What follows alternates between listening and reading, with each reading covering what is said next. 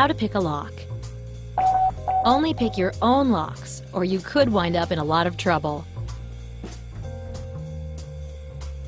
Locked yourself out of the house? Most common pin and tumbler locks can be picked with a little luck and finesse, so before you call a locksmith, try this. You will need a paper clip or safety pin, and a tension wrench. Optional, a second paper clip. Step 1. Get a paper clip or safety pin and bend it straight. Now make a slight upwards bend at the very end. You can buy a professional lockpick set at a hardware store. There's a basic size intended for American locks. Step 2. Insert your wrench into the lower part of the keyhole. That is, the side opposite the one where the key's teeth would go in. Step 3. Figure out which way the lock needs to be turned to open by turning the wrench clockwise and then counterclockwise. You'll feel which way has more give. Step 4. Turn the lock the correct way with the wrench, putting slight pressure on it. Hold the wrench in place. Step 5.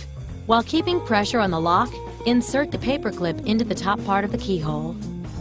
Step 6. Feel around the keyhole with a paper clip until you locate the pins. If you're picking a common door lock, there will most likely be at least 5 of them in a row. Before you start, many experts suggest raking the lock. Straighten your second paper clip, put a few bends at the wire's end, and, with no pressure on your wrench, shove it to the back of the lock. Now pull it out quickly, pressing against the top of the lock while gently turning your wrench. You might just set a pin or 2 that way. Step 7. Now for the actual picking. One at a time, push each pin up with a paper clip. Try to feel for the moment when the pin reaches its unlocked position. You should feel a slight give, or even hear a faint click. Start with the pin furthest away from you, then move on to the next. Step 8. As you go, apply slightly more pressure with the wrench until you have all the pins lifted up. Step 9. Now turn the wrench fully. Voila! The lock will pop open.